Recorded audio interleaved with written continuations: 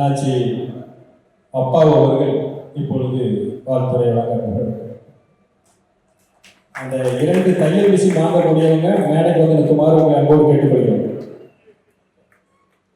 இருங்க, அண்ணாச்சி பேச முடிச்ச உடனே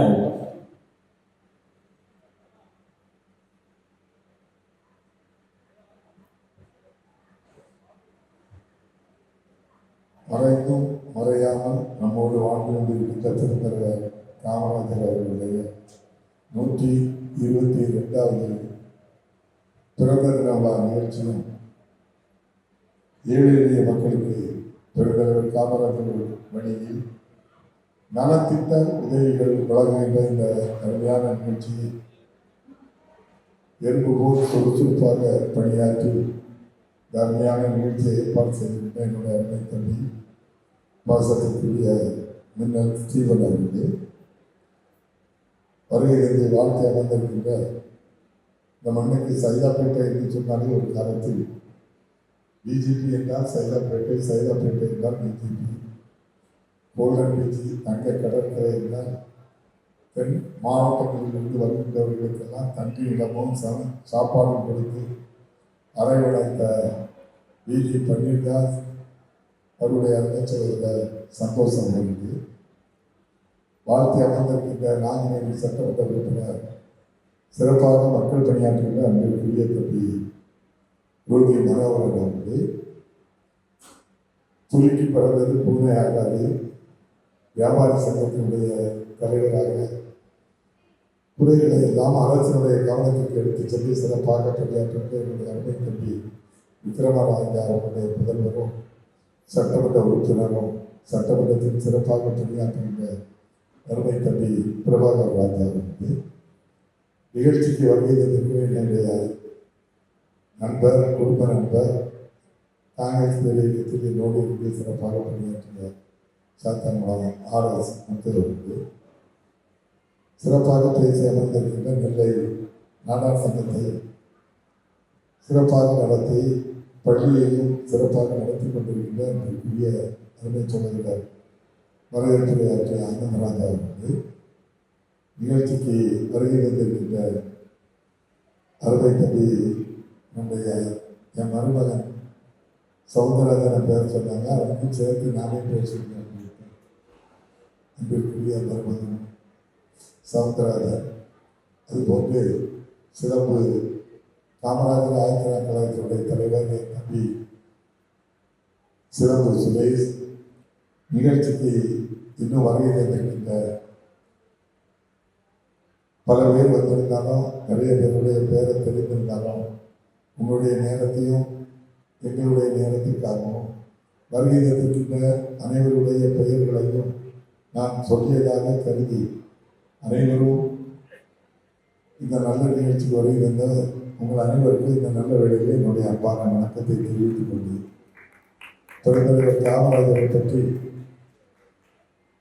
நீங்கள் எந்த யூடியூப் சேனல் எடுத்து பார்த்தாங்கன்னா பெருந்தலைவரை பற்றி அப்படி சொல்லிகிட்டே இருப்பாங்க. அந்த அளவுக்கு பெருந்தலைவர் காமராஜருக்கு பெருமை சேர்க்கின்றவங்க நம்முடைய ஆட்கள்லாம் நிறைய பண்ணிட்டு இருக்கிறோம். இருந்தாலும் பெருந்தலைவர் காமராஜர் மிக மிக மிக சுருங்கி தமிழ்நாட்டுக்குள்ளோ அல்லது ஒரு சமுதாயத்துக்கோ அடக்கிவிட முடியாத ஒரு தலைவர் யார் என்றால் பெருந்தலைவர் காமராஜர். இந்திய அளவில் உள்ள உலகத்துக்கே ஒரு எடுத்துக்காட்டான தலைவர் தான் பெருந்தலைவர் காமராஜர் அவர்கள்.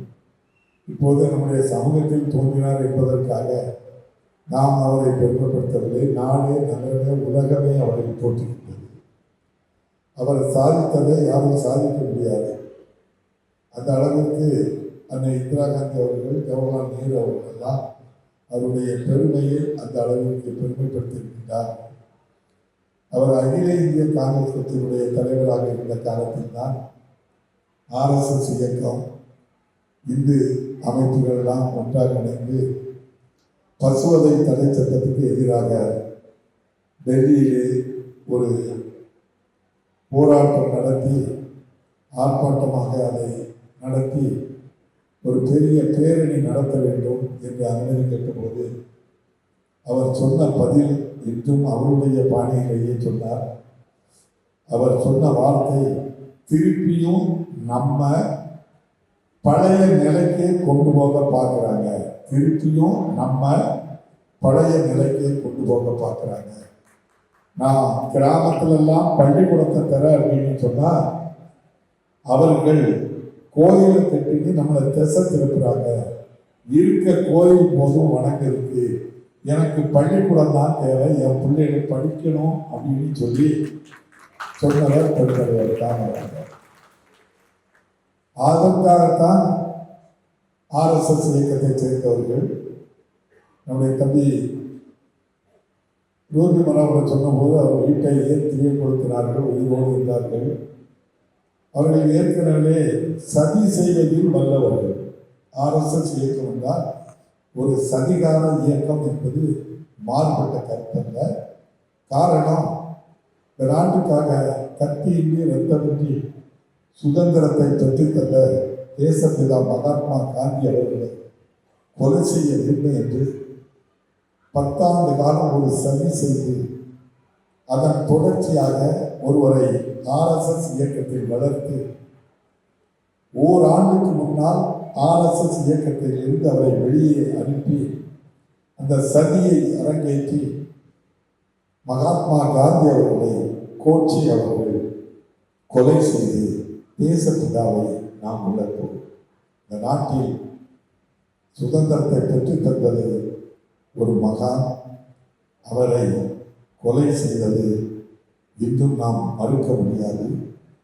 ஆகவே அந்த அளவில் சதி செய்து மகாத்மா காந்தியை கொலை செய்து நாம் இழந்தோம். எங்காவது நீங்கள் அந்த ஆர்எஸ்எஸ் பேரியக்கமானது சுதந்திர போராட்டத்தில் ஈடுபட்டார்கள் என்று ஒரு செய்தியை பார்க்க முடியாது. சாவர்கர் அவர்கள் அந்தமான் சிறையிலே இருந்தார். 4 முறை தபால் எழுதினார். என்னை மன்னித்து வெளியே அனுப்புங்கள் என்று 4வது தபாலில் தான் அவரை மன்னித்து வெளியே அனுப்பினார்கள். எதற்காக என்னை மன்னிக்க வேண்டும் என்றால், பிரிட்டிஷ் ஆட்சி காலத்தில் பிரிட்டிஷ் செய்த சாதனைகளை நான் மக்களிடம் சென்று பறைசாற்றுவதற்கு என்னை வெளியே அனுப்புங்கள் என்று சொல்லி அவ்வாறு வெளியே வந்து 67 ரூபாய் மாத ஊதியமாக பெற்று நாடு முழுவதும் பிரிட்டிஷ் ஆட்சிக்கு ஆதரவாக செயல்பட்டார். அதே காலகட்டத்தில் தான் நம் தென் மாவட்டத்தின் மண்ணின் மைந்த வேலூர் சிதம்பரனார் அவர்கள் பாலிஸ்டர் பட்டம் பெற்றார். பெரு செல்வந்தர். மிகப்பெரிய அளவில் முயற்சி செய்து பிரிட்டிஷ் ஆட்சிக்கு எதிராக 2 கப்பல்களை வாங்கி, சுதேசி கப்பல்களை வாங்கி அவருக்கு இணையாக மிகப்பெரிய அளவில் வணிகத்தை முன்னெடுத்து பிரிட்டிஷ் ஆட்சிக்கு இணையாக கொண்டு வர வேண்டும் என்றார். அவருடைய தேசப்பற்றை கண்டு அஞ்சிய பிரிட்டிஷ் ஆட்சி அவரை கைது செய்தது. அவருடைய பாலிஸ்டர் பட்டத்தை திரும்ப பெற்றது. அவர் செல்வங்கள் எல்லாம் அரசுடைமையாக்கப்பட்டது. அவர் கோயம்புத்தூர் சிறையிலே செக்கிவிட்டார். இது வரலாறு படித்திருப்பீர்கள். அதன் பின் அவரை பற்றி நீங்கள் தெரிந்து கொள்ள வேண்டும். பின் சுதந்திரம் கிடைத்த பிறகு விடுதலையானார், வெளியே வந்தார். அந்த சுதந்திர போராட்ட தியாகி மிகப்பெரிய அளவில் வறுமையில் இருந்தார். ஆப்பிரிக்காவிலே அவருக்காக நிதி வசூல் செய்தார்கள். வசூல் செய்த நிதியை யாரோ எடுத்து சென்று விட்டார்கள். மகாத்மா காந்தி கவனத்துக்கு செல்கிறது. காந்தி சொல்கின்றார், உனக்கு நான் தனியாக நிதி ஏற்பாடு செய்து தருகிறேன் என்கின்றார். வேறு சிதம்பரம் பிள்ளை சொல்கின்றார், எனக்கு நிதி தேவையில்லை, நான் யாரிடமும் கையேற்ற போவதில்லை, நான் இந்த நாட்டுக்காக உழைத்தேன், என் செல்வத்தை இழந்தேன், நான் உழைத்து வாழ்வேன் என்று சொல்லி சென்னையிலே சிந்தாதிரிப்பேட்டை, மயிலாப்பூர் பல இடங்களிலே அவர் வாடகை வீட்டில் குடியிருந்து தன்னுடைய மகளோடு சேர்ந்து தெரு தெருவாக மண்ணெண்ணெய் விற்று பிழைப்பு நடத்தினாரே தவிர ஆங்கிலேயரிடம் சவால்கள் போட்டு கையேந்தவில்லை சிதம்பரம் பிள்ளை. அதே வழியில் வந்தவர் தான் பெருந்தலைவர் காமராஜர் அவர்கள். 9 ஆண்டு காலம் இந்த நாட்டினுடைய சுதந்திரத்திற்காக சிறையிலே இருந்து எண்ணற்ற துன்பங்களை அனுபவித்தவர் பெருந்தலைவர் காமராஜர் அவர்கள். அவ்வளவு துன்பத்தையும் தாங்கி பெண் ஆட்சி கட்டிலில் அமர்ந்தாலும் சரிதான், இன்றும் உலகத்தில் ஒரு தலைவர் மகாத்மா காந்தி அவர்கள் நேர்மையானவர், தூய்மையானவர் என்று நாம் எல்லோருக்கும் தெரியும், போற்றுவோம். ஆனால் மகாத்மா காந்தியை விட பெருந்தலைவர் காமராஜருடைய பெருமையை பார்க்க வேண்டும். மகாத்மா காந்தி ஆட்சி அதிகாரத்தில் இருக்கவில்லை, ஆனால் ஆட்சி அதிகாரத்தில் இருந்து கொண்டும் நான் தூய்மையானவன் என்று நிரூபித்தவர் பெருந்தலைவர் காமராஜர் அவர்கள். எதற்காக இந்த ஒப்பீட்டை சொல்லுகிறேன் என்று சொன்னால், எந்த சதியால் பெருந்தலைவர் காமராஜர் அவர்களை, மகாத்மா காந்தி அவர்களை இந்த நாட்டில் நாம் இழந்தோம் என்றால் அதே சதிகார கூட்டம்தான் நம்முடைய மறைந்த பெருந்தலைவர் காமராஜர் அவர்களையும் சதி செய்து நம்முடைய பசுவதை தடை சட்டத்திற்கு அவர்கள் எதிர்த்து பசுவதை தடை சட்டத்தை கொண்டு வர வேண்டும் என்று அவர்கள் பேரணி நடத்துவதற்கு பெருந்தலைவர் காமராஜரால் அனுமதி மறுக்கப்பட்டதின் காரணமாக அவரை கொலை செய்வதற்கு வாழ்ந்த வீட்டில் அவர் உள்ளே இருக்கும் போது தீயை கொளுத்தினார்கள். வீடு எரிந்தது. நம்முடைய கருப்பு காந்தி என்று நம்மால் போற்றுகின்ற பெருந்தலைவர் காமராஜர் மயிரிழையில் உயிர் கத்தினார். இது வரலாறு. எங்காவது சென்று நீங்கள் இந்து அமைப்பினர் என்று சொல்லுகின்றவர்கள், RSS, சனாதன இயக்கங்கள் பள்ளிகளை ஆரம்பித்தார்கள், குருகுலத்தை ஆரம்பித்தார்கள். எங்காவது ஒரு குருகுலத்தில் இந்த மேடையில் இருக்கின்ற இவர்களோ இவர்களுடைய முன்னோர்களோ அன்று முதல் இன்று வரை எங்காவது படித்தார்களா? படிப்பு சொல்லிக் கொடுத்தார்களா? சொல்லுங்கள். 1835 லார்டு மெக்காலா பிரபு வரும் வரை நீங்களும் நானும் படிக்க முடியாது. ஆலயம் இருக்க தெருவில் செருப்போடு நடக்க முடியாது. ஆலயத்தின் உள்ளே செல்ல முடியாது. தலைப்பாகை கட்ட முடியாது. செருப்பு அணியக்கூடாது. நம் பெண்கள் மார்பிலே துணி அணியக்கூடாது. இந்த சட்டத்தை எல்லாம் தந்தது சனாதன தர்மம் தான். இவ்வளவு கொடுமைகளையும் தாங்கித்தான் நம் முன்னோர்கள் இந்த நிலைக்கு வந்தார்கள். இப்போது வந்திருக்கின்றவர்களாம் பெரும் செல்வந்தர்கள். சென்னையிலே டிஜிபி என்றால் பல 1000 ஏக்கர் நிலத்துக்கு சொந்தக்காரர்கள். ஆனால் நம் வாழ்வு எங்கு தொடங்கியது என்று உங்களுக்கு தெரிய வேண்டும். 1000 ஏக்கர் 5000 ஏக்கர் நிலங்கள் தலையில் பிறந்தவர்களுக்கு உண்டு, மார்பில் பிறந்தவர்களுக்கு உண்டு, தொடையில் பிறந்தவர்களுக்கு உண்டு. நமக்கு கிடைத்ததெல்லாம் நத்தம், புறம்போக்கு. உங்கள் ஊரில் சென்று உங்கள் குடியிருப்பில் எங்கு வாழ்ந்தோம் என்று ரெக்கார்டை எடுத்து பாருங்கள். நத்தம், புறம்போக்கில் குடியிருப்பு உங்களுக்கு அருகில் இருக்கின்ற 1000 ஏக்கர் நிலம் பண்ணையாருக்கு, பெருமகனுக்கு, மிகப்பெரிய பண்ணையார்களே அறையில் வேர்க்கையை கட்டிக்கொண்டு அவருடைய வீட்டில் வாசல்படி நிற்க முடியாது. வெளியே நின்ற சமூகம். பிரிட்டிஷ் ஆட்சிதான் 1795 எல்லோரும் நிலவாங்கலாம் என்ற சட்டம் வந்த பின்புதான் உழைத்த உழைப்பில் சென்னையிலே இவ்வளவு நிலங்களை வாங்கி இருக்கிறோம் என்று சொன்னால் அந்த சட்டம் தான் நமக்கு அதை தந்தது. சனாதன தர்மம் தரவில்லை, RSS தரவில்லை, தர மறுத்தது.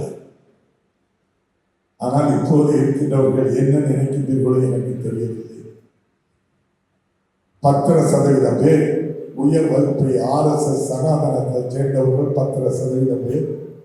அதுபோல் அரபு பேசுகின்ற முஸ்லிம் உயர் ஜாதியினர் 5%. இந்த 15% பேர் தான் இந்தியாவில் படிப்பார்கள்.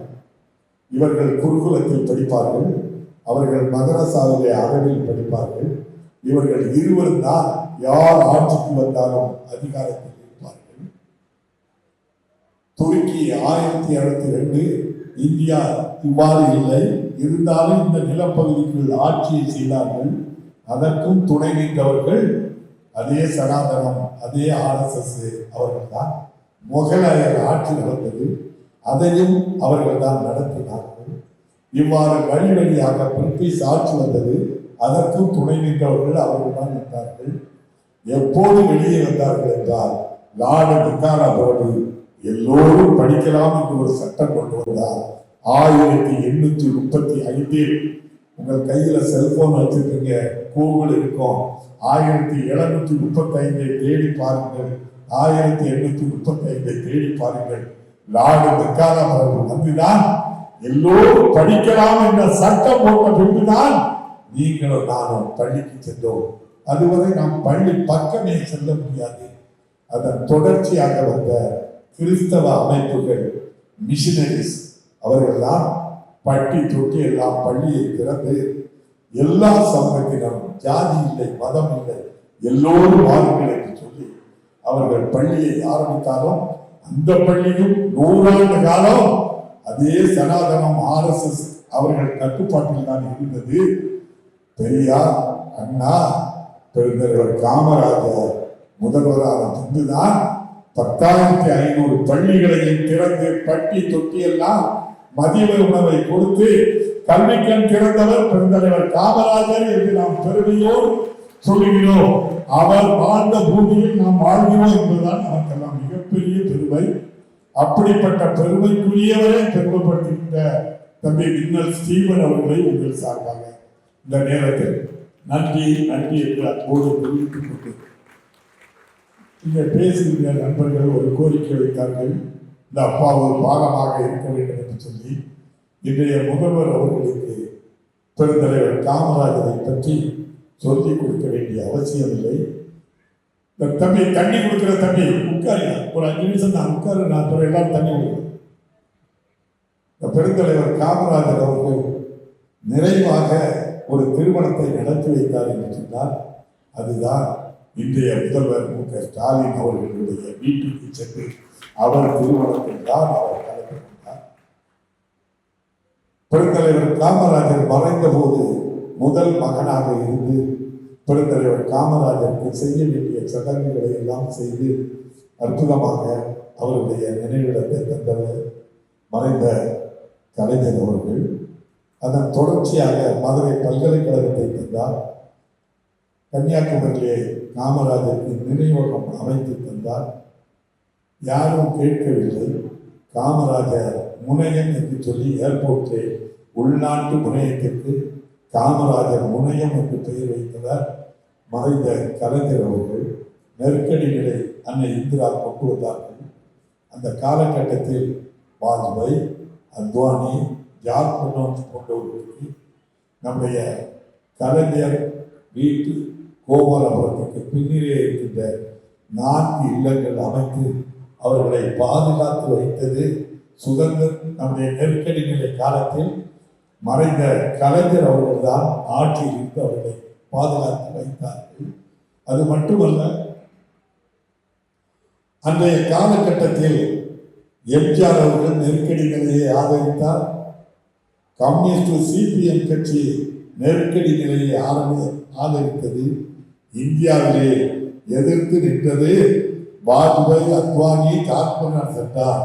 அவர்களையும் பாதுகாக்கின்ற இடமாக வைத்தது தமிழகத்தில் முதல்வராக இருந்த கலைஞர் தான் அதை செய்தார். அப்போது கடுமையான நெருக்கடி வருகிறது. காமராஜர் செல்கின்றார், பல நெருக்கடி இருக்கின்றது, நான் ஆட்சியை கலைத்து விடலாம் என்று சொல்லி காமராஜர் யோசனைக்கு சென்றபோது காமராஜர் சொன்னார், இந்தியாவிலே சுதந்திர காற்று வீசுகின்ற இடமும் சுவாசிக்கின்ற இடமும் தமிழ்நாடு, நீ கலைத்து விடாதே என்று அவருக்கு அறிவுரை கூறியவர் பெருந்தலைவர் காமராஜர் அவர்கள். ஆகவேதான் அத்வானி வாஜ்பாய்க்கும் நெருக்கடி நிலையிலே பாதுகாப்பு கொடுத்த காரணத்திற்காக ஆட்சியை பறி கொடுத்தார். அதனால் பல இன்னல்கள். இன்றைய முதல்வர் சிறைவாசம் இருந்தார். நெருக்கடி நிலையிலே அவர் பட்ட துன்பங்கள் எல்லாம் உங்களுக்கு தெரியும். ஆகவே இந்த துன்பங்களை எல்லாம் தாங்கி பெருந்தலைவர் காமராஜர் செய்த தியாகத்தை போற்ற வேண்டும். அவர் கல்விக்கு செய்த சாதனையை இந்த நாட்டு மக்களுக்கு தெரியப்படுத்த வேண்டும் என்பதற்காக அவர் என்ன செய்திருக்கிறார் இப்போது தெரியும். பிரபாகர் ராஜுக்கு தெரியும், தம்பி ரூபி மனோகருக்கு தெரியும். சட்டமன்றத்திலே 1000 கோடி ரூபாய் நிதியை ஒதுக்கி உயர் கல்விக்கு கட்டுகின்ற கட்டிடங்களுக்கெல்லாம் பெருந்தலைவர் காமராஜர் நினைவு கட்டிடம் என்று பெயர் வைக்க வேண்டும் என்று சொல்லி 1000 கோடி ரூபாயை அள்ளி தந்திருக்கிறார் இன்றைய முதல்வர் மு.க. ஸ்டாலின் என்று சொன்னால் பெருந்தலைவர் காமராஜரை யார் மறந்தாலும் இப்போது ஆட்சியில் இருக்கின்ற நம்முடைய முதல்வர் மறக்க மாட்டார். பல பேருக்கு நம்முடைய பாலமாக இருக்க வேண்டும் என்று தம்பி சொன்னார்கள். என் தம்பி எர்ணாவூர் நாராயணனுக்கு இந்த அப்பாவு நம்முடைய ராமருக்கு அணில் போல் இருந்துதான் பனை வாரியத்தினுடைய தலைவராக என் தம்பி எர்ணாவூர் நாராயணனை அதிலே அமர வைத்தது இந்த அப்பாவு. நான் சொல்லி செய்யவில்லை. இன்றைய முதல்வர் இந்த சமூகத்தில் யாருக்கு தகைசால் விருது கொடுக்க வேண்டும் என்று சொல்லி நேற்று முன்தினம் கோட்டையிலே நம்முடைய குமரி அனந்தன் அவர்களுக்கு அந்த தகைசால் விருதை கொடுத்து பெருமைப்படுத்தியிருக்கிறார். அன்று கூட நம்முடைய கவர்னர் தேநீர் விருந்திலே நானும் மாண்பு முதல்வரும் கலந்து கொண்ட நிகழ்ச்சியிலே முதல்வர் சொன்னார்கள்.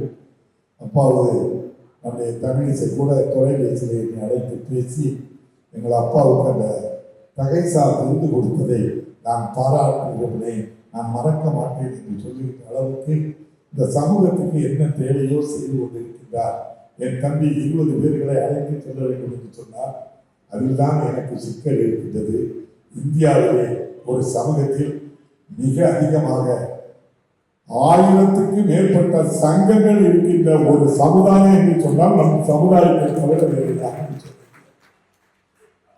ஒரு முறம் எனக்கு ஏன் இப்படி என்று சொன்னாலும் இன்னொரு முறத்தில் எனக்கு தெரியும். பரவாயில்லை, இதுல உள்ள உட்கார்ந்தா தகராறுனா வெளியே போய் தனியாட்டு ஒரு சங்கத்தை வச்சிருந்தாங்க, பிரச்சனையே இல்லை. ஆகவே எப்படி எல்லாம் நடத்தி போட்டோம் என்று சொல்லி ஒரு சங்கம் 20 பேர் யாருன்னு என் தம்பி ஸ்டீவன் அடையாளப்படுத்தினா மீறி இருக்கக்கூடிய 980 பேருக்கும் தம்பிலாம் பதில் சொல்லணும் நான் சொல்ல முடியாது. இந்த சமூகம் படித்த சமூகம், இந்த சமூகம் தானாக சிந்திக்கின்ற சமூகம். இந்த அப்பாவும் சொன்னவொடனே இவர் நாடார் சொல்லிட்டாரு பின்னால வாரணும்னு என்ன போக மாட்டாங்க. அவனுக்கு உழைப்பு தான் முதல்ல. 24 மணி நேரமும் உழைப்பு உழைப்பு உழைப்பு என்று உழைத்துக் கொண்டே இருப்பதை தான் ஆயுதமாக வைத்திருக்கிறார். உண்மையாக உழைப்பான், சத்தியமாக உழைப்பான். உழைத்ததை பிறருக்கும் உதவி செய்கின்ற ஒரு பண்பு பெருந்தலைவர் காமராஜர் வழியில் வந்த காரணத்தினால் தான் எங்கு நிகழ்ச்சி நடத்தினாலும் எந்த சங்கத்தை சேர்ந்தவர்கள் நடத்தினாலும் நலத்திட்ட உதவி இருக்கும். சாமானிய மக்களுக்கு தையலுக்கிற கொடுப்பார்கள், வீட்டுகளுக்கு தேவையான உணவுப் பொருட்கள் கொடுப்பார்கள், மாணவ மாணவிகளுக்கு தேவையான புத்தகங்களை கொடுப்பார்கள். இவ்வாறு இந்த சமூகம் பிறருக்கும் உதவி செய்கின்ற சமூகம். இன்னும் சொல்ல போனால் ஒரு காலத்தில் 50-60 ஆண்டுகளுக்கு முன்னால் எவ்வளவு வறுமை இருந்தது என்பது உங்களுக்கு தெரியாது, எங்களுக்கு தெரியும். ஒரு கிராமத்தில் ஒரு ஊரில் 500 வீடுகள் இருந்தால் 5 வீடுகளில் தான் தீப்பெட்டி வைத்து தீயை பற்ற வைக்கின்ற அளவுக்கு பொருளாதாரம் வந்து அந்த வீடுகளில் தீ பற்ற வைத்த பின்புதான் அடுத்த வீடுகளில் இருக்கின்றவர்கள் கண்டெடுத்து தீப்பற்றிக்கின்ற நிலை. ஒரு வீட்டில் ஒரு வேளை கூட உணவு சமைக்கின்ற அளவுக்கு உணவுப் பொருள் இருக்காது. அப்படிப்பட்ட நிலையில் தான் இந்த சமூகம் இருந்தது. அப்போதுதான் பிரதமராக ஜவஹர்லால் நேரு இருந்தார். இங்கே நம்முடைய மாண்புமிகு மறைந்த பெருந்தலைவர் காமராஜர் அவர்கள் இருந்தார். இவர்கள் தான் இந்தியாவில் இடஒதுக்கீடு என்பதை முதலாக இந்திய அரசியலமைப்பு சட்டத்தை திருத்தம் கொண்டு வந்திருக்கிறது என்றால் பெரியார், அண்ணா, கலைஞர் மிகப்பெரிய அளவில் இந்த இடஒதுக்கீடுக்கு அம்பேத்கர் கொண்டு வந்த 10% இடஒதுக்கீடை ரத்து செய்வதை எதிர்த்து போராடினார்கள். அதன் தொடக்கம் தான் இந்திய அரசியலமைப்பு சட்டம் முதலாக திருத்தப்பட்டு பெருந்தலைவர் காமராஜருடைய யோசனையை கேட்டு நம்முடைய ஜவஹர்லால் நேரு அவர்கள் இடஒதுக்கீடை தேவையான இடங்களில் கொடுக்க வேண்டும் என்று அந்த சட்டத்தை முதலாக நாடாளுமன்றத்திலே அறிமுகப்படுத்தினால் இப்போது நாம் அதை பயன்படுத்திக் கொண்டு இருக்கிறோம் என்றால் இது வரலாறு. இதை யாரும் மாற்ற முடியாது, இதை யாரும் கிழித்து கூறிவிட முடியாது. ஆகவே அந்த நிலையை உருவாக்கியது திராவிட இயக்கம், பெரியார், அண்ணா, கலைஞர். பெரியார் என்றால் இப்போது இருக்கின்றவர்கள் எல்லாம் அவர் கடவுள் மறுப்பாளர் என்றுதான் தெரியும். பெரியாருக்கும் நமக்கும் மிகப்பெரிய தொடர்பு உண்டு. உங்களுக்கு தெரியுமோ தெரியாதோ, பெரியார் தான் வைக்கம் என்ற இடத்தில் நாராயணகுரு என்பவர் உங்களுக்கு தெரியும். நம் சமூகத்தில் நமக்கெல்லாம் அடையாளமாக இருக்கின்றவர் ஐயா வைகுண்டர். வைகுண்டருடைய இயற்பெயர் முடிசூடு பெருமாள்.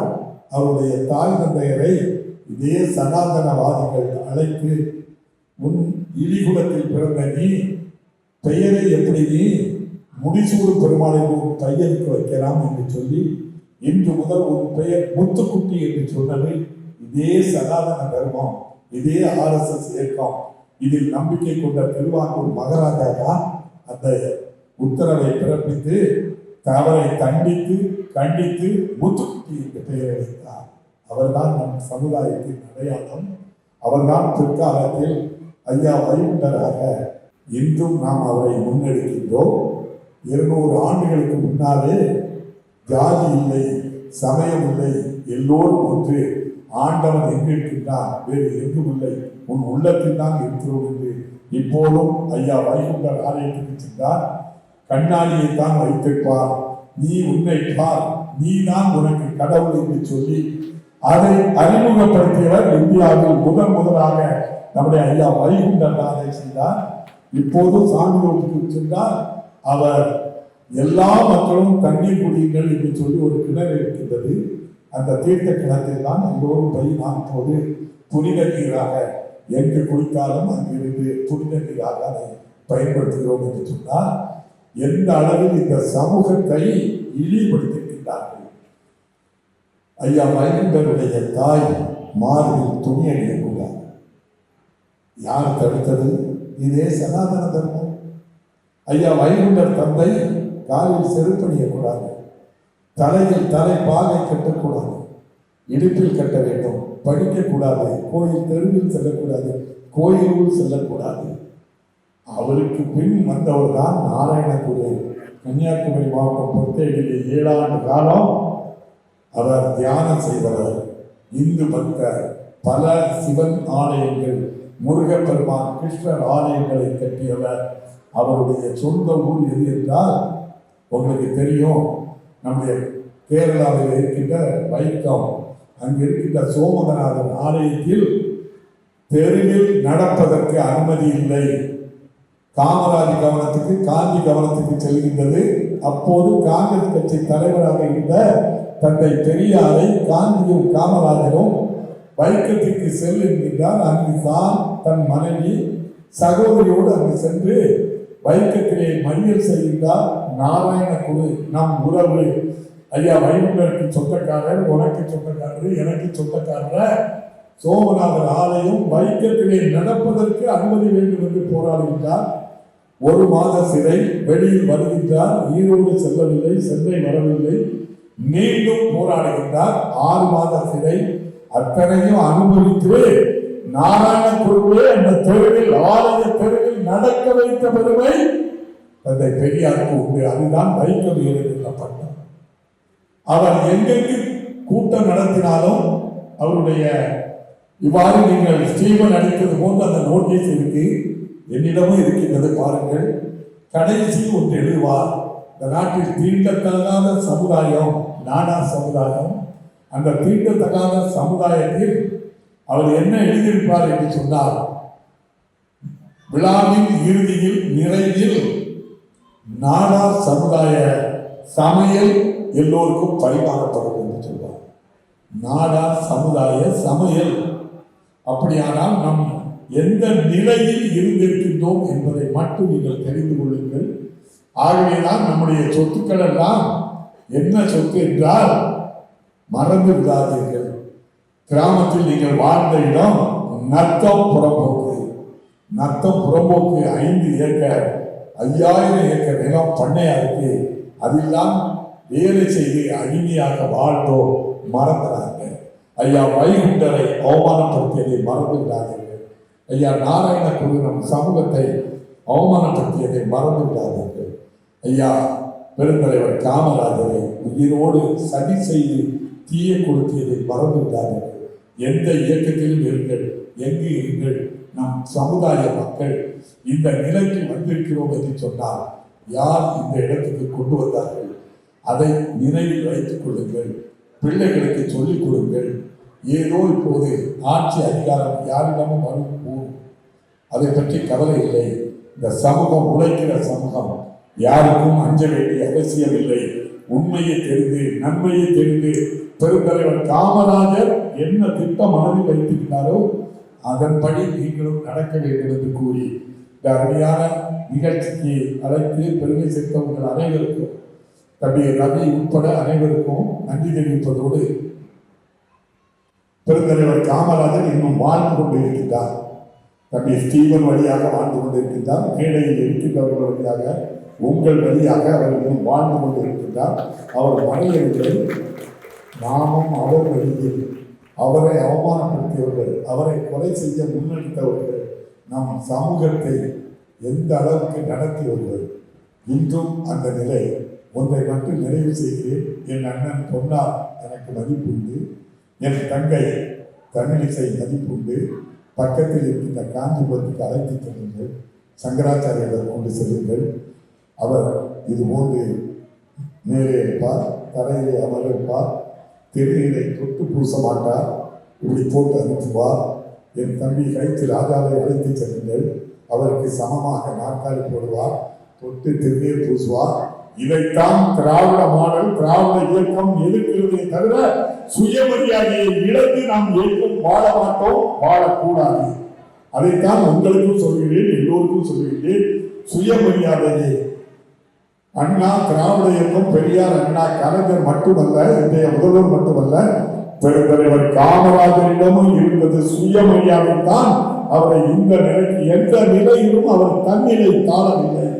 அதுபோல் நாமும் இருக்க வேண்டும். இதுதான் பெருந்தலைவர் காமராஜருக்கு நாம் ஆற்றுகின்ற பணி என்று கூறி, மீண்டும் ஒருமுறை இந்த மேடையை அமைத்தவர்கள், ஒரு மேடையை அமைக்கின்ற அவரை கற்பனை எங்களுக்கு தான் தெரியும். ஒவ்வொரு இடமா எவ்வளவு அவமானங்களை தாங்கியிருப்பாங்க தெரியும். அன்னை தெரசா இன்னைக்கு உலக அளவில் மிகப்பெரிய சமூக செய்தி அந்தத்தை பெற்றிருக்கிறார் என்றால், நம்முடைய வெஸ்ட் பெங்காலே அவர் ஆரம்பிக்கும் போது கல்கத்தாவிலே அந்த சிறிய அளவில் உதவி செய்யும் போது முதலாக அங்கே தொழு நோயாளிகளை அழைத்து வைத்து அவர்களுக்கு மருந்து கொடுக்கின்றது. இதே போல சனாதன தர்மத்திடம் கையேறினார். அவர் காரி துப்பினார் முகத்தில், அதை துடைத்து கொண்டார். எனக்கு உரியதை கண்டு கொண்டால் நான் ஏற்றுக்கொண்டேன். தொழு நோயாளிக்கு தாய் என்று அவனிடமும் நிதியை பெற்றுதான் மிகப்பெரிய அளவில் இந்த சமூகத்துக்கு உழைத்ததின் உழைப்பு தான் இவ்வளவு பெரிய நிலையில் அவர்களை நாம் பெருமைப்படுத்துகின்றோம் என்றும் அன்னை தெரசாவை. அதே வழியில் தான் நம்முடைய முதல் மறைந்த பெருந்தலைவர் காமராஜர் அவர்களும் நம் இந்த சமூகத்துக்காக வாழ்ந்து மறைந்தவர், சுயமரியாதையோடு வாழ்ந்து மறைந்தவர். அவர் போல் அவர் வழியில் நாமும் வர வேண்டும், வாழ வேண்டும். இதுதான் 122வது அவருடைய பிறந்த தினத்தில் அவருக்கு நாம் செய்கின்ற கடமை என்று கூறி, நல்வாழ்த்துக்கு நன்றி கூறி, மீண்டும் ஒரு முறை ஸ்டீவன் உட்பட அனைவருக்கும் நன்றி நன்றி என்று கூறி விடைபெறுகிறேன். நன்றி.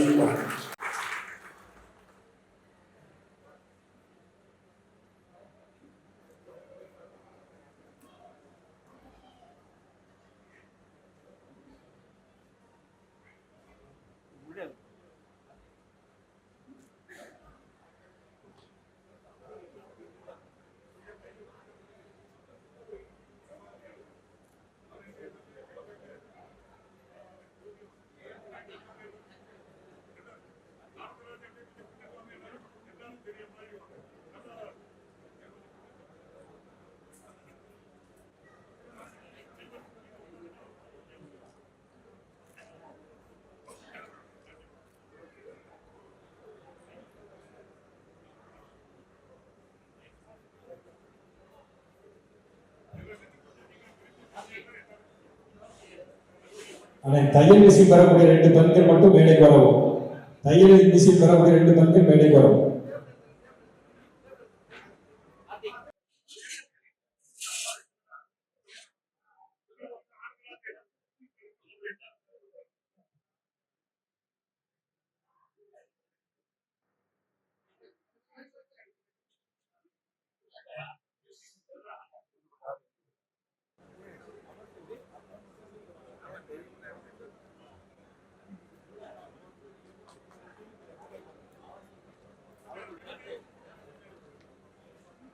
அண்ணன்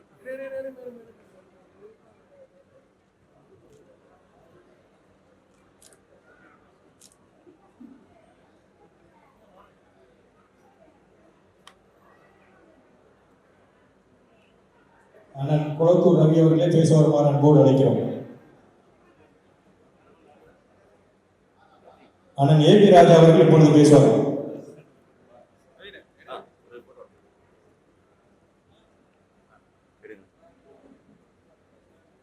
கொஞ்சம் வழி விட்டுங்க.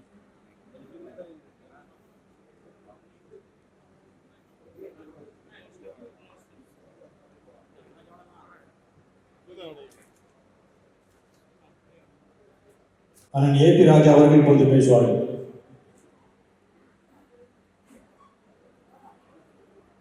அன்புக்கும் மரியாதைக்குரிய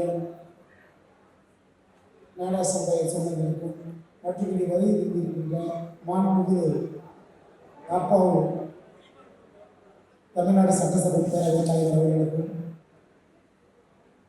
மற்றும் இங்கே வருகை தந்திருக்கின்ற அனைவருக்கும் நான் நேரம் வந்து ரொம்ப கம்மியாக இருக்கிறதுனால எல்லாரும் பேரும் சொல்ல முடியவில்லை. ஆகையால் கடுமையாக இந்த கூட்டத்தை திரட்டி இத்தனை நபர்களையும் வரவழைத்து ஒரு மிகப்பெரிய ஒரு விழாவாக நடத்திய அருமைக்குரிய அண்ணன் மின்னல் ஸ்டீபன் அவரை பற்றி கண்டிப்பாக நம்ம பேசியாக வேண்டும். கடுமையான உழைப்பாளி, போராளி, எதையும் சாதிக்க வேண்டும் என்றதோடு இரவு பகல் தூங்காமல் எந்த ஒரு வேலையை எடுத்தாலும் அதை சிறப்பாக செயல்பட்டு மக்களுக்காகவே நம் சமுதாயத்துக்காகவே பாடுபடக்கூடிய ஒரு மிகப்பெரிய ஒரு போராளி அருமைக்குரிய மின்னல் ஸ்டீபன் அவர்களுடைய அழைப்பை ஏற்று இங்கு வருகை தந்து இவ்வளவு பெரிய ஒரு விழாவை ஏற்பாடு செய்து ரொம்ப அருமையாக அவருடைய உழைப்பு தான் இதை நான் பார்க்கிறேன். இங்கே வந்திருக்கிற கூட்டத்தை விட அவருடைய உழைப்பால் வந்த கூட்டம் இது மேலும் மேலும் அவர் சிறப்பாக அருமைக்குரிய மின்னல் ஸ்டீபன் அவர்கள் நீரோடி காலம் வாழ வேண்டும் என்று சிறப்பாக செயல்பட வேண்டும் என்று கொண்டு அருமையான இந்த பெருந்தலைவர் காமராஜருடைய பிறந்த நாளில் நாம் அனைவரும் கலந்து கொண்டு பெருமையாற்றியது மகிழ்ச்சி அளித்தது. நன்றி, வணக்கம். அடுத்ததாக அரிசி வாங்கக்கூடியவர்கள் வந்து வரிசையாக இருக்குமாறு உங்களை அன்போடு கேட்டுக்கொள்கிறோம். ஆலந்தூர் நாடா சங்க தலைவர் ராஜ கணேசனாச்சி அவர்களை மேடைக்கு வருமாறு அன்போடு கேட்டுக்கொள்கிறோம். நாடா சங்கங்களின் கூட்டமைப்புடைய நிர்வாகிகள் மேடைக்கு வரவும்.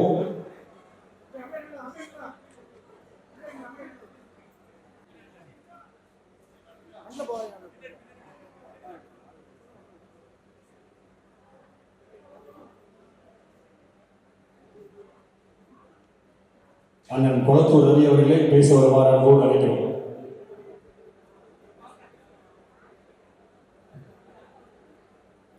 மதிப்புக்கு மரியாதைக்குரிய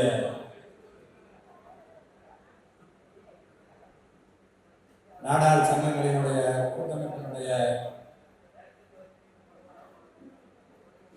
தலைவர் அருமை அண்ணன் மின்னல் ஸ்டீபன் அவர்களே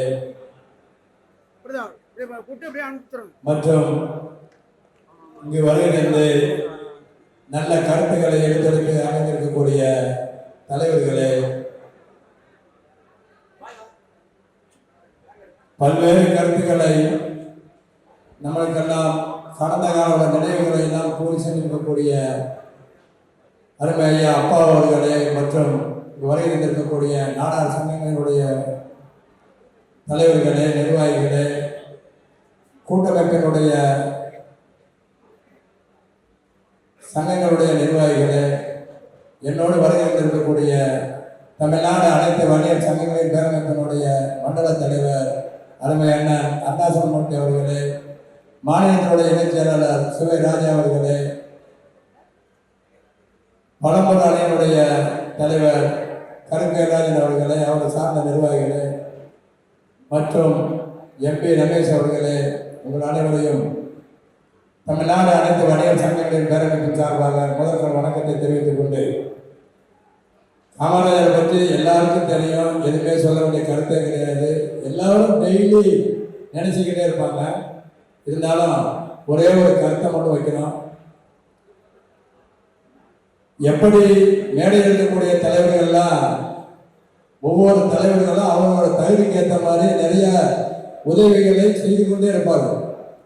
அதை விட குறிப்பா ஐயா பிஜேபி பேசும்போது சொன்னாங்க, காமராஜரை நேரடியா நான் பார்க்கும்போது தினசரி நாளிதழ் நான் கொடுத்து அவரை பார்க்கக்கூடிய வாய்ப்பு இருந்தது. அந்த பெருமையை இந்த நேரத்தில் அவரை பகிர்ந்துக்கிறேன்னாங்க. உண்மையிலேயே பாராட்டாண்ட விஷயம். அதன் வழியில் வந்தவங்க நிறைய பேர், நிறைய தலைவர்கள், இன்னைக்கு இருக்கக்கூடிய சமுதாய பெரியவர்கள், அவங்க தகுதிக்கு ஏற்ற மாதிரி ஒவ்வொரு ஊர்லையும் சங்கங்களில் பள்ளிகளை நிறுவி அனைத்து சமுதாயத்தினரும் படிக்கணுங்கிற ஒரு காலகட்டத்தில் எல்லோருக்கும் இலவசமாக அரசுக்கு நிகராக பள்ளிகளை நிறுவி மிகப்பெரிய அளவில் இன்னைக்கு கொடுத்துக்கிட்டு இருக்குதுன்னா இந்த நாடார் சமுதாயம் தான். நாடார் சமுதாயம் உழைப்பால் மிகப்பெரிய அளவில் உயர்ந்த சமுதாயம். நாடார் சமுதாயம் வணிகத்தில் மிகப்பெரிய அளவில் உயர்ந்த சமுதாயம். இன்னைக்கு நம்ம சமுதாயத்தில் வந்ததுக்கு அப்புறம் தான் மிகப்பெரிய அளவில் நகைக்கடைகள்லாம் எளிதாக மக்கள் போய் நகையை வாங்க முடியும். அதுக்கு முன்னாடியாக இருந்தோம்னா அப்படி வாங்க முடியாது.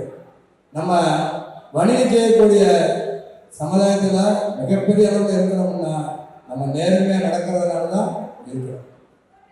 நம்ம எல்லாத்துக்கும் ஒரு எடுத்துக்காட்டாகவே வந்துகிட்டு இருக்கோம். இன்னைக்கு யாராக இருந்தாலும் பார்த்தீங்கன்னா சொன்னால் ஒரு எடுத்துக்காட்டு இருக்கும். இந்த ஆலந்தூரில் ஒரு கணேசன் ராஜா இருக்காருன்னா ஒரு எடுத்துக்காட்டு இருக்கும். ஏபி ராஜா இருக்காருன்னா ஒரு எடுத்துக்காட்டு. இப்படி இருக்கக்கூடிய எடுத்துக்காட்டாக வாழக்கூடியவர்கள் தான் நாடார் சமுதாயம். குறிப்பாக அப்பா ஐயா பேசும்போது சொன்னாங்க, எந்த கூட்டங்கள் நடந்தாலும் அந்த கூட்டத்தில் நலத்திட்ட உதவிகள் வழங்கக்கூடிய ஒரு சமுதாயம்னா நம்ம தான் இருப்பாங்க. எல்லோரும் அரவணைக்கக்கூடிய பண்பு நம்மகிட்ட இருக்கும். ஒரு பார்த்தீங்கன்னா ஒரு தெருவில் ஒரு சமுதாயம், நாடார் சமுதாயத்தில் ஒரு 5 பேர் நம்ம இருக்கணும்னு சொன்னோம்னா அவங்க சொல்லுவாங்க, இவர்களை போல நம்ம வாழ வேண்டும்னு ஒரு எடுத்துக்காட்டுக்கு நம்மளை தான் குறி வச்சு சொல்லுவாங்க. அதனால் இவருடைய சங்கங்கள், கிளை சங்கங்கள், நிர்வாகிகள் எல்லோருக்கும் தமிழ்நாடு அனைத்து வன்னியர் பேரமைப்பு சார்பாக ஒரே ஒரு கருத்தை பதிவு பண்ணணும். பிள்ளைகளை நன்றாக படிக்க வைங்க. பிள்ளைகள் ஒரு உயர்ந்த வகுப்பை, உயர்ந்த பதவி அடையணும். அப்பெல்லாம் நமக்கெல்லாம் பெருமையாக மாணவ செல்வங்கள், மாணவிகள்லாம் படித்து மிகப்பெரிய பதவிக்கு போனோம். அந்த பதவிக்கு போக முடியல, நம்மளால மிகப்பெரிய அளவில் படிக்க முடியலன்னா நடத்தக்கூடிய தொழிலை நன்ற முறையில் கவனித்து அந்த தொழிலை நன்றாக கவனிங்க. இவங்களாம் எல்லா வங்கிகள்லையும் வணிகம் செய்யக்கூடிய அளவுக்கு பொருளாதாரம் கடன் உதவி தரக்கூடிய அளவுக்கு இருக்கு. அதனால வங்கிகள் மூலமாக கடனை பெற்று தொழிலை மிகப்பெரிய அளவில் பெருக்கி நம்ம ஒரு 50-100 பேருக்கு வேலை கொடுக்க அளவுக்கு தகுதியை அமைக்க வேண்டும். படித்த உயர் பதவிக்கு போயிட்டு சொன்னோம்னா பிரச்சனை இல்லை, அது அந்த ஊருக்கு அந்த நாட்டுக்கு பெருமை சேர்க்கும்.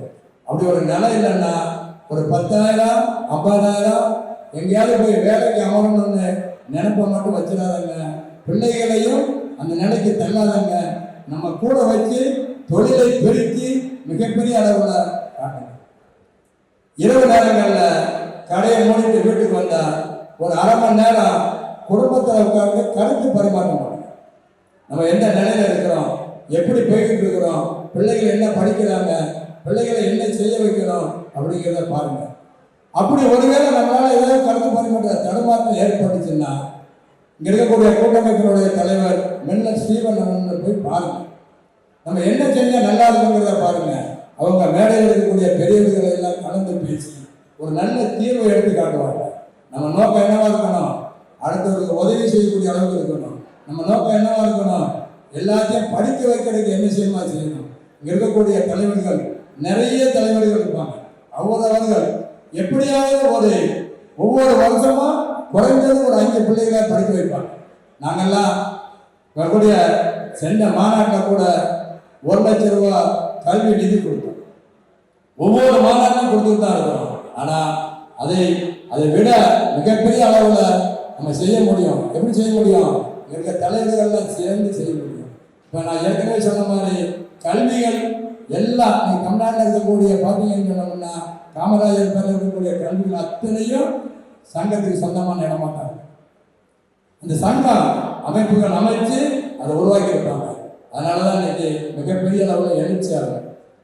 அதில் அடுத்த சமுதாயத்தில் பேசுவது என்ன பேசுவாங்கன்னு சொன்னோம்னா அவங்கள நாடுனா ஏதாவது உதவி கிடைக்குமாம்பாங்க.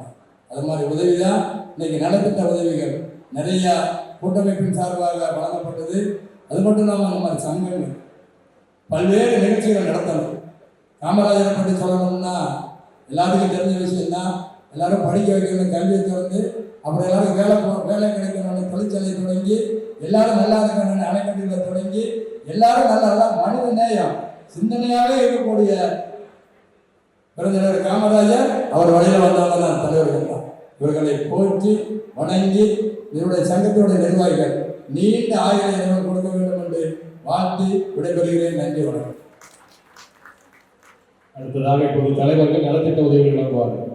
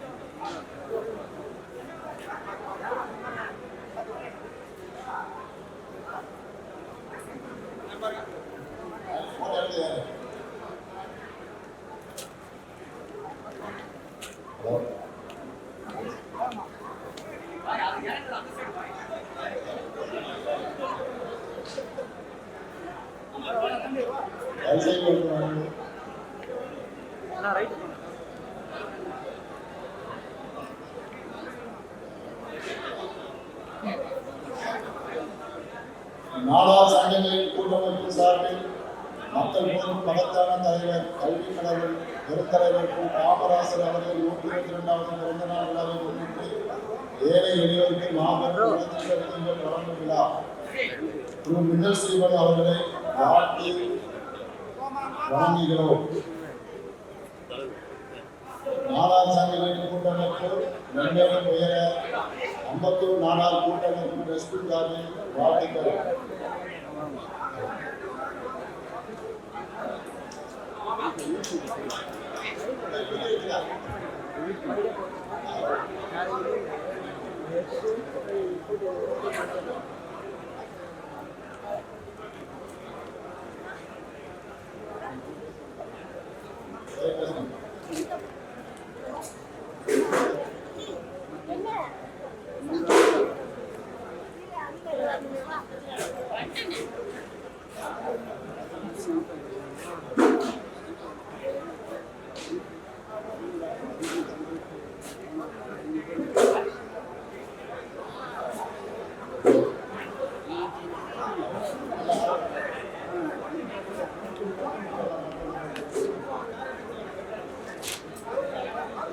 இங்கே பெருந்திரளாக வந்து கலந்துரைத்து அனைத்து நாடார் சங்கங்களுக்கு மாலை வணக்கத்தை தெரிவித்துக் கொள்கிறோம். நாடார் சங்கங்களின் கூட்டமைப்பு சார்பில் மக்கள் போரும் மகத்தான தலைவர் கல்வி கடவுள் பெருந்தலைவர் காமராசர் அவர்களின் 122வது பிறந்த நாளை முன்னிட்டு ஏழை எளியோருக்கு மாபெரும் நலத்திட்ட உதவிகள் வழங்கும் விழா அன்னை வேளாண்மை கல்லூரி வளாகத்தில் சீரும் சிறப்பாக நடத்தப்படுகிறது. நமது அண்ணன் சீமன் அவர்கள் அவர்களுக்கு எங்கள் 51 நாடாளுமன்ற கிறிஸ்டின் சார்பாக வாழ்த்துக்களை தெரிவித்து மிக்க நன்றி.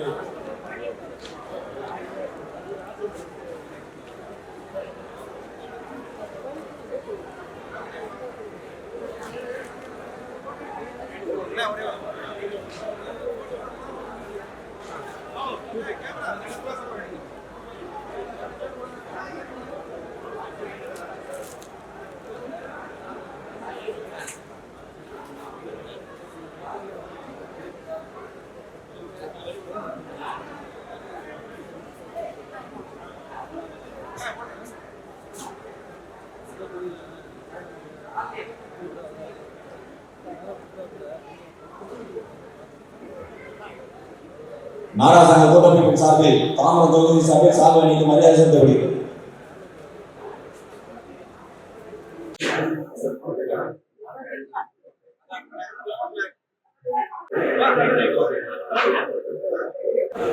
விழாவில் கலந்து கொண்ட டாக்டர் சவுந்தரராஜன் அவர்களுக்கு இப்பொழுது கௌரவிக்கப்படுகிறார்கள்.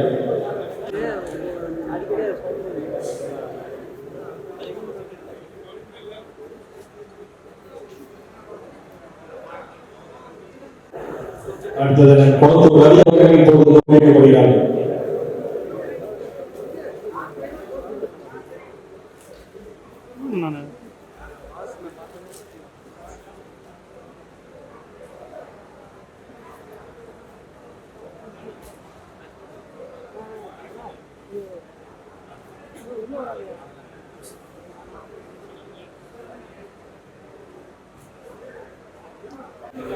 அண்ணன் கேசி ராஜா அவர்கள் இப்பொழுது கௌரவிக்கப்படுகிறார்கள்.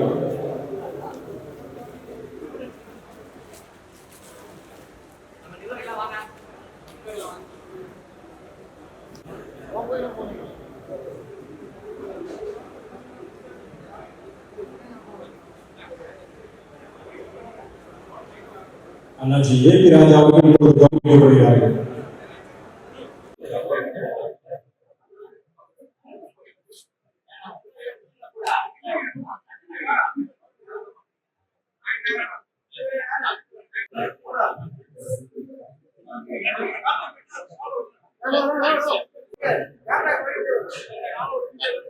அடுத்ததாக அண்ணாச்சி ஆர்.எஸ். கௌரவிக்கப்படுகிறார்கள்.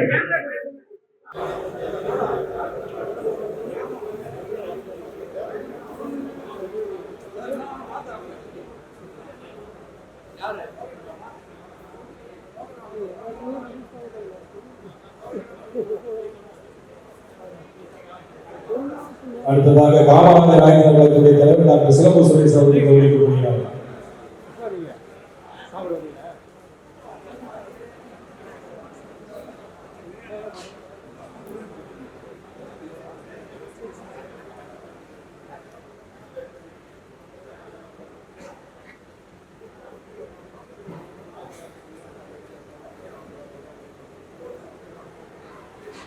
அண்ணன் அன்னசரமூர்த்தி அவர்கள் கௌரவிக்கப்படுகிறார்கள். பாண்டிநாட்டு நாடார் பேரவையில் கல்லூராஜ் நாடார் அவர்கள் கௌரவிக்கப்படுகிறார்கள்.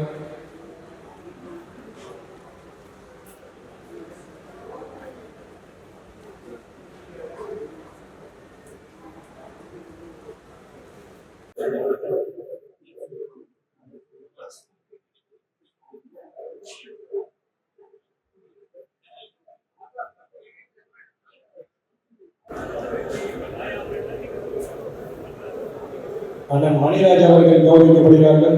அண்ணன் சுரேராஜா அவர்கள் கௌரவிக்கப்படுகிறார்கள். அண்ணன் ரெஜிசிங் அவர்களுக்கு கௌரவிக்கப்படுகிறார்கள்.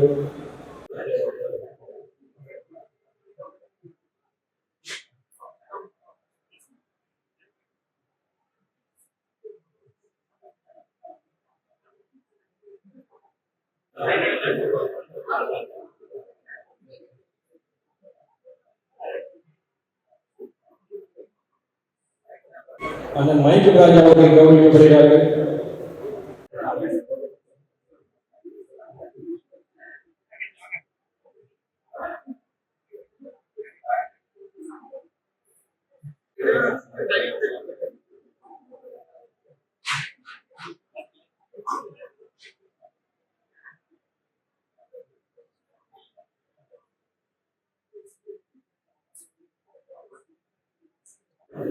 அண்ணாச்சி மாங்காடு ராமபாண்டி அவர்கள் மேடைக்கு வருமாறு அன்போடு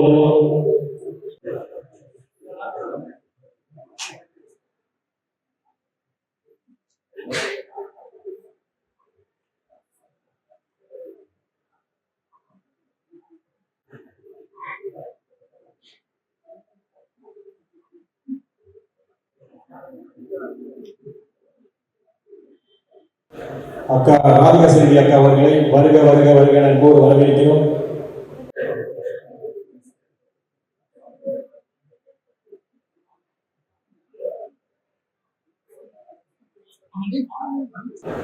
அனைவருக்கும் உணவு ஏற்பாடு செய்யப்பட்டுள்ளது. அனைவரும் உணவு செல்ல வேண்டும் என்று அன்போடு கேட்டுக்கொள்கிறோம்.